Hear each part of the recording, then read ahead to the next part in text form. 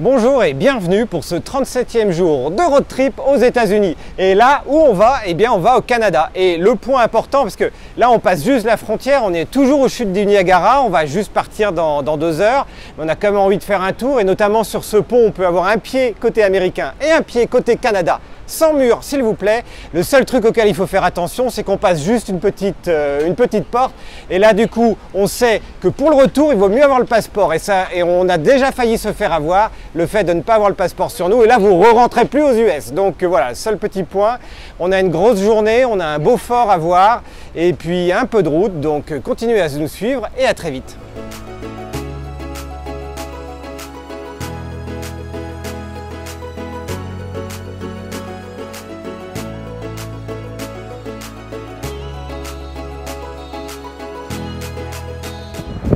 Moi je suis aux USA et David il est au Canada.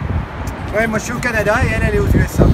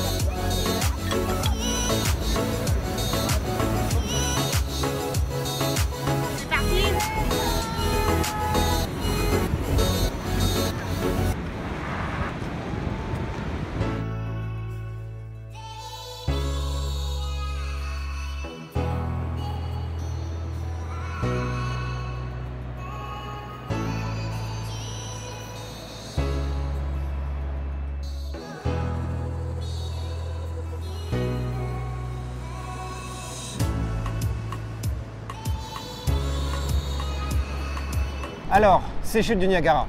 Bon déjà c'est magnifique.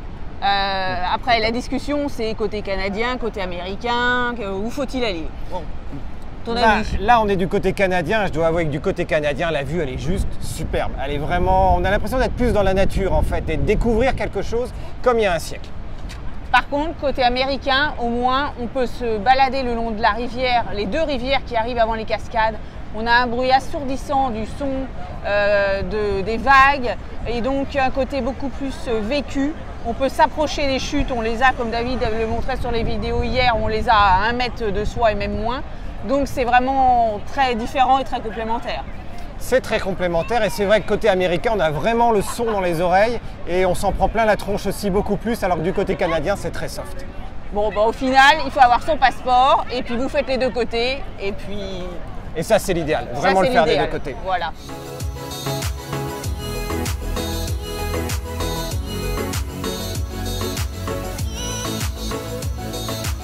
Les chutes du Niagara, ce sont aussi les feux d'artifice le soir, donc ça c'est important. Et puis certains jours de la semaine, des concerts. Donc voilà, n'imaginez pas uniquement comme des attractions, comme une expérience à vivre, comme de la nature à voir, mais également tout un ensemble de plaisirs et de bonnes périodes bien tranquilles pour se détendre et en famille.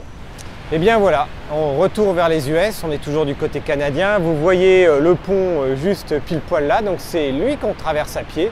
Ou à moto ou à voiture, on aurait pu le faire, mais ça évite au moins de chercher le parking de ce côté-ci. Et puis retour vers la réalité et les 13 colonies.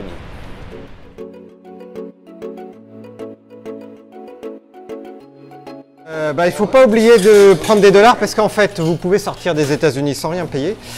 Par contre, pour rentrer aux États-Unis, côté frontière canadienne, il faut payer $1. C'est pas grand-chose, mais si vous ne les avez pas sur vous, vous restez coincé.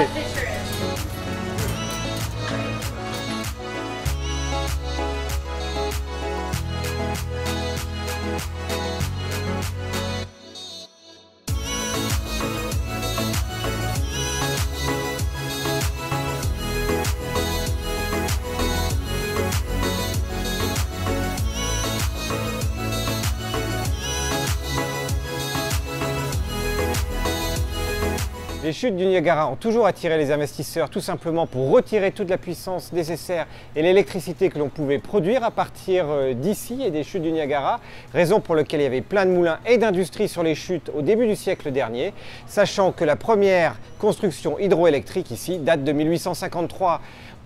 Au niveau du plan numéro 3, on peut voir l'histoire d'une de ces centrales hydroélectriques qui a été détruite par le courant en 1956. Mais il y a d'autres plans que l'on va vous emmener à voir tout de suite, une visite gratuite auquel on accède par un ascenseur, tout également gratuit, et qui permet en fait d'aller quasiment toucher le lit de la rivière. Vous voulez en savoir plus sur les chutes du Niagara? Eh bien, vous avez de la chance, il y a un centre, le centre de découverte des chutes Niagara, où on va vous exposer toute la vie et toute l'histoire des chutes, depuis l'âge de glace jusqu'au dernier film de Marilyn Monroe avec Niagara. Ce qui est surtout intéressant dans ce musée, centre de découverte, eh bien, en fait, c'est le film qui dure un peu plus d'une dizaine de minutes, ce qui va justement tout vous expliquer, notamment toute la partie historique, depuis la première découverte par un Européen, le père Hennepin, en 1678, et jusqu'à l'ère industrielle et toute la partie touristique de ce lieu.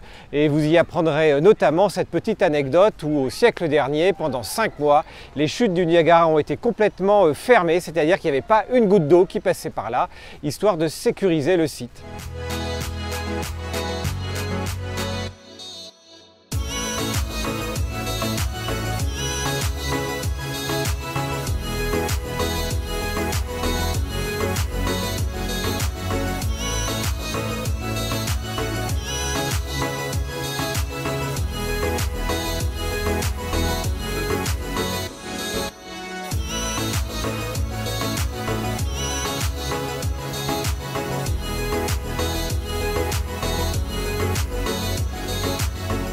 On avait découvert un film au centre de découverte des chutes du Niagara, mais il y a surtout un vrai film, c'est-à-dire un film avec des moyens, des costumes d'époque, qui remonte jusqu'aux légendes des chutes du Niagara avec les Indiens jusqu'à aujourd'hui, avec les exploits jusqu'à cette femme qui avait plongé dans les chutes du Niagara dans un baril pour en ressortir vivante. Donc un film à voir absolument.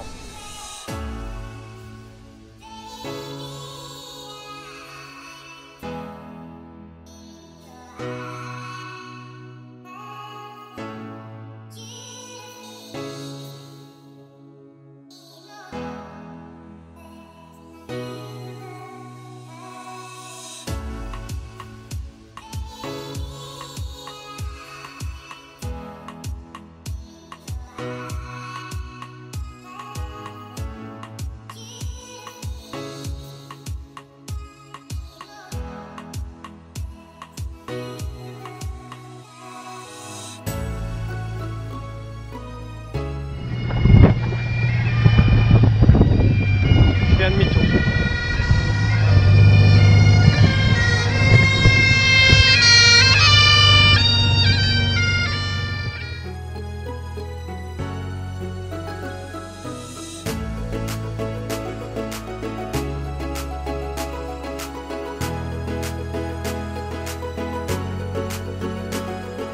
À 20 minutes des chutes Niagara, eh bien, vous avez le fort Niagara, un fort dans un excellent état qui a été entièrement restauré.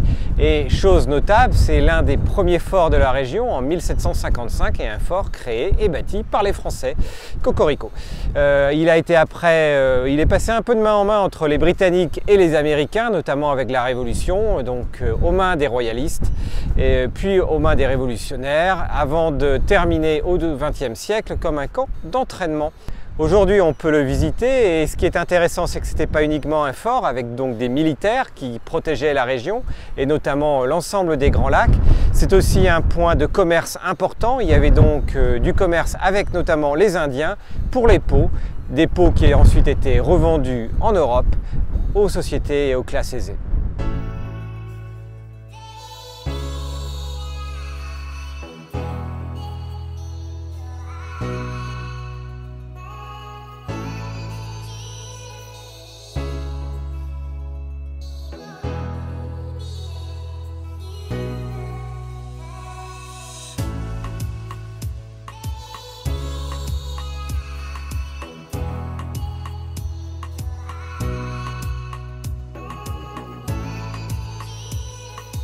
On est toujours aussi impressionné quand on est face aux grands lacs américains et ici notamment le lac Ontario.